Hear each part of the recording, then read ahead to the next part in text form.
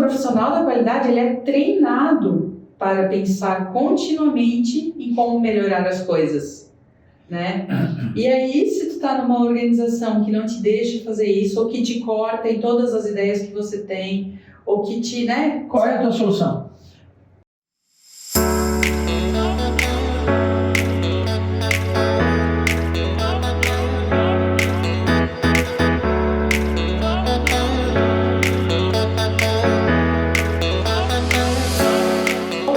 Está começando mais um Qualitalks, o podcast que ajuda você a descomplicar a gestão da qualidade. Eu sou Adriana Sartori, redatora do blog Qualidade Simples. E eu, Ivan Gonçalves, especialista em gestão da qualidade. E nessa temporada, você está no Divã com o Ivan. Você trazendo para a nossa terapia as desventuras e dissabores da gestão da qualidade. Exatamente. Vamos para o nosso tema de hoje, que é nada mais que cultura, né? De certa forma, numa empresa, muito dela, né? Bom, uma empresa é uma junção de processos, ferramentas, pessoas, né? Mas permeando tudo isso existe a tal da cultura, né? Nada acontece sem ela. E, particularmente, a gestão da qualidade também. Eu acho que o profissional da qualidade, né, que está à frente de um sistema ou está operando dentro de um sistema, ele particularmente sente de uma maneira muito forte todas as consequências de uma cultura organizacional engessada, né? Por exemplo, eu quero implementar uma metodologia tal, eu quero implementar uma ferramenta tal, eu quero fazer um Kaizen, e o cara não consegue, né? Ele não consegue. Ele consegue fazer o sistema, né? Ele tem um sistema, mas sempre o ponto, melhoria contínua, planejamento de mudança, sempre fica naquele limbo.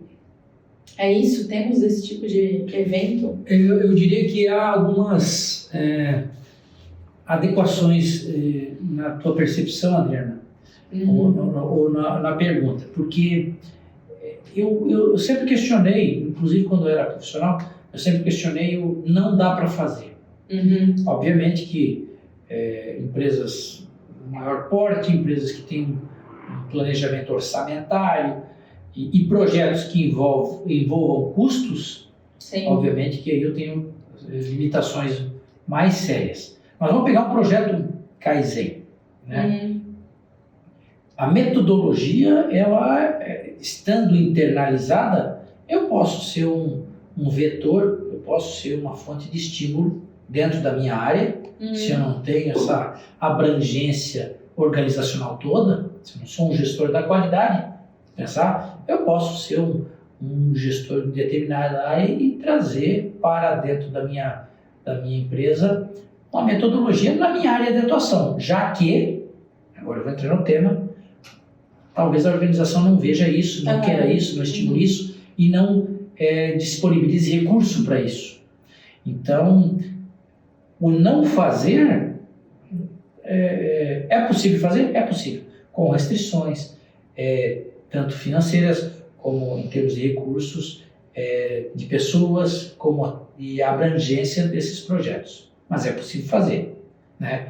Eu falei num dos nossos episódios aí daquela palestra daquele general lá para os cadetes norte-americanos, falando lá, né? Se você quer mudar o mundo, comece arrumando a sua cama. Obviamente que a abrangência do mundo ainda não é possível para aqueles cadetes ou para quem queira fazer isso, né? Tem essa ideologia, mas eu tenho que começar com pequenas tarefas. Então, se eu não posso implementar um projeto Kaizen numa organização que não está voltada para isso, que não percebe valor para isso, que vê só custo, investimento em projetos dessa magnitude, eu vou fazer na minha área, com recursos, obviamente que os resultados vão ser proporcionais, né? Sim. Não vão ser tão abrangentes, não vão ser tão significativos como se eu fizesse. E eu vou te dar um exemplo. Eu trabalhava numa empresa, um exemplo bem simples, não era um projeto Kaizen, mas era um projeto que eu queria fazer na organização e eu não tinha o apoio da área de recursos humanos. A gente começou era uma unidade pequena, nós começamos a fazer o colaborador do mês. Uhum. E para esse colaborador, nós disponibilizávamos, ao final do mês, quando tinha lá o bolo dos aniversariantes, nós disponibilizávamos uma cesta básica para ele. Então, nada mais do que isso. Uhum. Não tinha fotinho, de troféuzinho, tinha uma foto lá, né? Todo mês tinha. E aí, no final do ano, a gente pegava os 12 colaboradores melhores de cada mês, Sim. né? Mesmo tivesse repetido, mas tinha os que se destacaram nos 12 meses e fazíamos uma votação dentre aqueles qual era o colaborador do ano, segundo critérios definidos. Não era assim, eu acho que aquele ali é melhor, aquele lá é da minha equipe, aquele lá é mais alto, aquele lá é mais baixo. Uhum. Tinha critérios definidos. E aí esse cara ganhava, um ano ganhou uma televisão, no outro ano ganhou uma bicicleta, algo assim, só para... E aí, neste evento, trazia a família da pessoa e oferecia um almoço. Então era alguma coisa legal. Imagina um pai trazer um filho, a família para dentro da organização, e ele ser, na verdade, os 12 traziam, era um almoço de confraternização normalmente em dezembro, e aí o que ganhava ali tinha todo um destaque.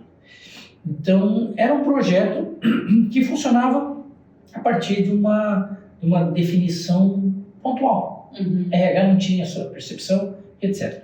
E aí o RH percebeu que funcionava muito bem, que todo mundo ficou motivado. E aí um dos critérios para você ser colaborador do mês é apontar qualquer incidente que você visse. Estou vendo lá o cara sem capacete, aponta lá. Estou vendo o cara subindo uma escada sem cinto de segurança, aponta. Outro era trazer oportunidades de melhoria. O outro era assiduidade. Uhum. O cara tinha que estar lá todo dia, né? Para ser colaborador do mês, tem que trabalhar, né? Sim. Então, não podia ter muita falta. A outra era asseio. O cara tinha que vir uniforme limpo. Uhum. Então, tinham critérios simples de atender. Só fazer o beabá. O RH percebeu, e aí, vamos mudar os critérios, agora vamos fazer um a nível da organização como um todo, e aí nós vamos mensurar, nós vamos dar valor para o cara vai ter 5 mil, 10 mil reais aí, quando ele trouxer informações de melhoria para o processo. Uhum. E quando esse processo quando essa ação for implementada e o processo trouxer resultado, ele vai ter o prêmio e tal. O que acontecia? As pessoas começavam a segurar a informação. Eu sei como resolve esse problema, mas eu vou deixar esse problema ficar maior, gerar mais prejuízo para a empresa, que daí eu dou o meu toque de Midas e aí eu vou ganhar o meu prêmio em dinheiro. Então, desvirtuou essa ação. Então, dá para fazer, mas o que é importante é que a organização perceba isso. E o tema de hoje é justamente o contrário, né? São organizações que não estimulam a mudança, são organizações que não querem ver isso, né? E como o profissional reage a isso, né? Você até já deu dicas, né? Que os profissionais ali podem tentar adaptar ali para a sua empresa, né? Porque assim, eu estava pensando enquanto você falou, né? Boa parte das empresas tem uma política ali do colaborador vigente, um caderninho que todo colaborador ganha sobre como deve proceder, os EPIs que tem que usar, hora de chegada, faltas justificadas, às vezes até programas assim de indicação de melhoria, caixinha, enfim, com boa parte, mas uma coisa é isso estar no papel, outra é você gamificar a coisa, né, e dar um prêmio, dar um benefício, né, uma bonificação para o profissional que está fazendo isso. Embora isso tudo seja coisa de dia a dia, né? Isso aí deveria, né? Deveria. Não, nós vamos estimular esse profissional a continuar a seguir, né? Mas, de fato, nesse caso, a empresa que ela tem uma cultura voltada a dizer, não, beleza, eu não me contento só com o caderninho, que a gente sabe deveria ser seguido, né? Eu vou estimular os meus colaboradores a fazer isso, né? Mas assim, o que eu queria saber, e aí pensando no nosso problema, na dor dos nossos profissionais da qualidade, que é não conseguir ir além do beabá, né? E beabá aqui, sem demérito nenhum, né? É o que tem que ser feito, mas o pilar de melhoria contínua ainda me parece frágil, algo muito difícil de exercitar. Melhoria contínua acaba sendo sinônimo de tratativa de não conformidade? Não. O conceito é um pouquinho diferente. Não, mas eu sei que é diferente, mas na prática...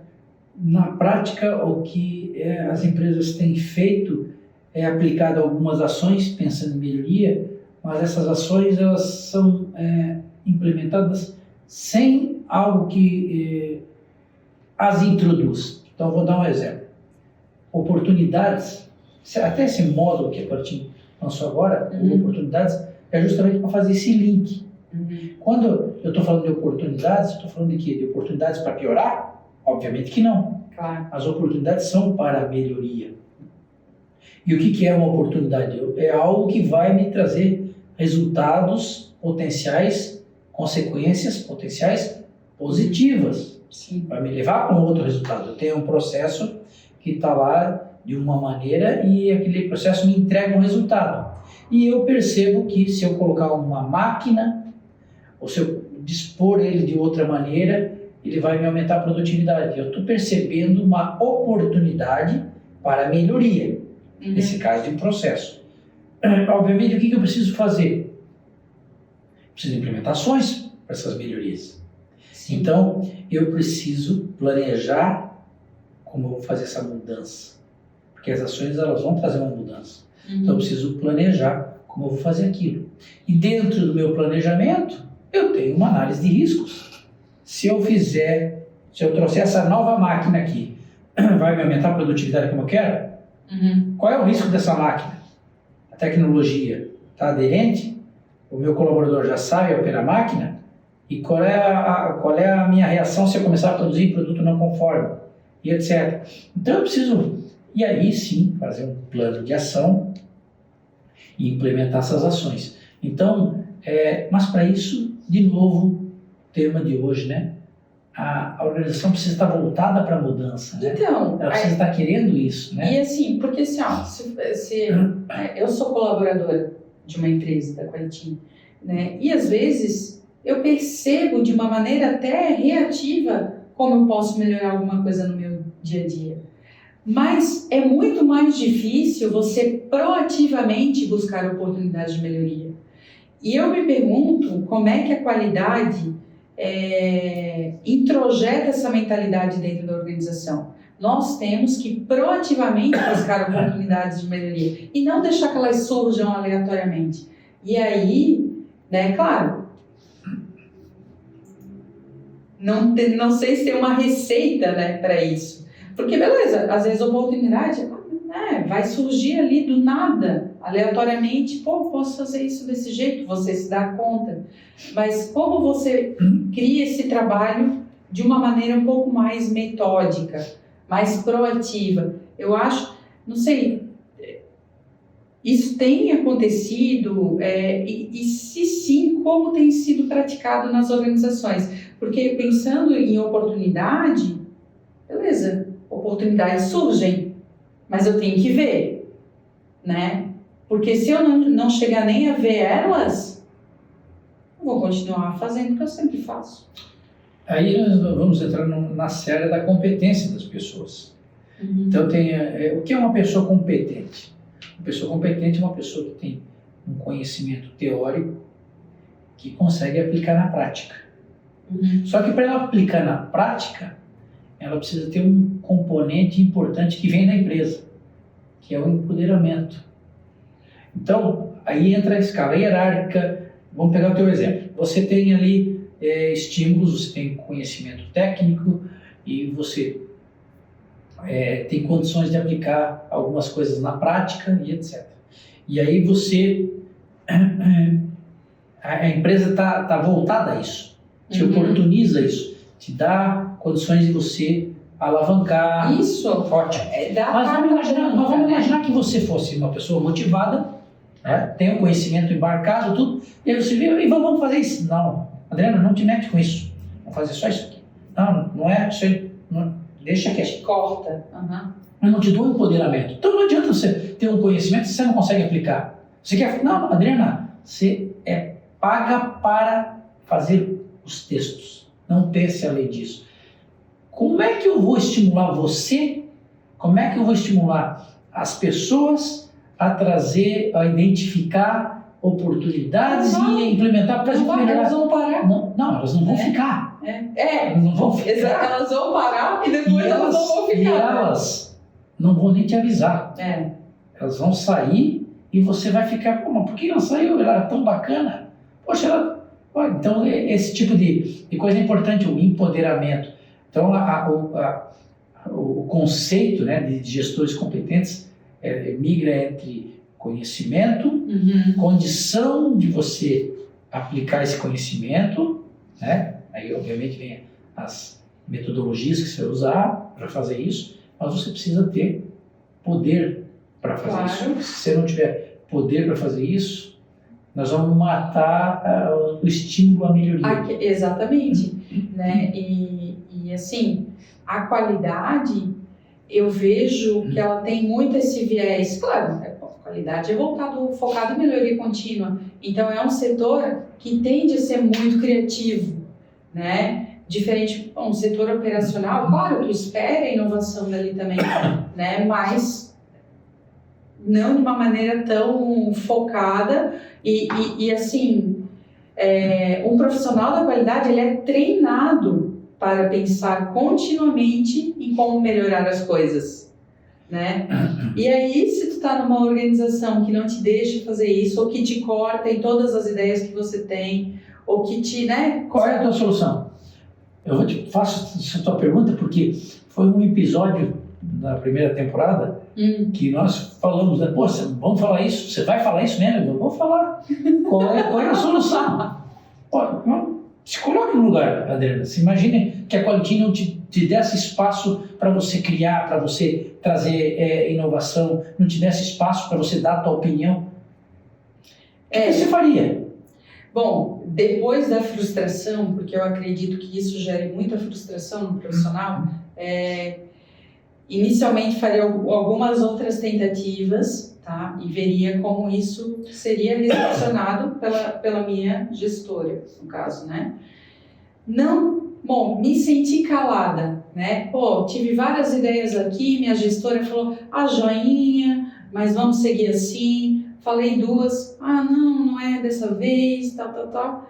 Eu já partiria muito para a estratégia que você trouxe no começo desse episódio. Como é que eu posso melhorar o meu dia a dia sem pedir orçamento? Porque tem um limite, né? Então, por exemplo, vou mudar isso aqui, vou mudar isso aqui, vou mudar isso aqui, vou mudar isso aqui. Depois, aí você já precisaria de certo patrocínio. Quando você está no nível colaborador e não gestor, você vai precisar de patrocínio de alguém para agir. E geralmente de alguém que está acima de ti, né? Então aí você teria que vender, né? No caso eu tentaria vender melhor, argumentar melhor a melhoria contínua. Adriana, se você fosse mais assertivo... Nossa, eu tô dando um roadmap de melhoria, cara. Não, você... Adriana, olha só. Eu não vou falar o que mas feliz ou infelizmente, apenas você tem que fazer isso com planejamento. Se eu estou numa organização que ela não me estimula, obviamente que eu não sou inconsequente, eu tenho conta para pagar, e eu tenho filho, tenho um monte de coisa, eu não vou pegar assim, eu estou indo embora que ninguém me respeita. Não vou fazer isso, obviamente. Não. Então eu já sinalizei. A empresa, você fala uma vez, fala duas, se não houver mudança, ela não vai mudar, ela não está propensa à mudança. Será? Não, ela não está propensa à mudança enquanto ela não sentir uma dor muito grande. Sim. Então o que você vai fazer? Tudo bem, você vai planejar a tua saída. Você vai planejar a tua saída. Mas eu não queria falar isso. Mas você precisa sair. Não. Você precisa sair para você ter outros ares, para você ter outras oportunidades, abrir novas portas para você. Aquela empresa está limitando você. Eu estou falando você aquele Não, profissional, o profissional aquele que tá profissional com vontade que tá, de fazer quer, as e que coisas, se sente de tolhido, melhorar as e que se coisas. sente tolhido, Isso. que aquela cultura organizacional está impedindo isso. Isso, Então, é isso. nesse sentido. Não, e essa seria a decisão derradeira, né? Aquela, cara, eu quero fazer coisas, porque assim, ó, a realização não é só do profissional, né? Quando a gente faz uma coisa dentro da empresa, a gente não está fazendo algo só para a gente está fazendo, gerando um resultado que é da empresa também. Então, pensa como a pessoa se sente quando ela, pô, quero fazer isso, quero trazer isso para a empresa e tu não consegue. Essa é a mentalidade da nova geração. Ela tem que estar sentindo que ela está gerando valor. O que ela está fazendo está gerando valor.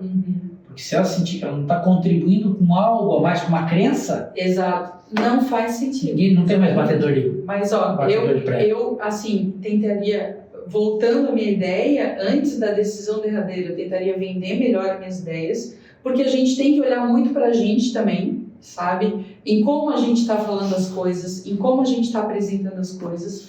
Depois, em última instância, tentaria emplacar, não, você não acredita nessa ideia? Vamos validar ela numa escala menor. Vamos ver o que isso dá antes de dizer, não, não é isso que precisamos.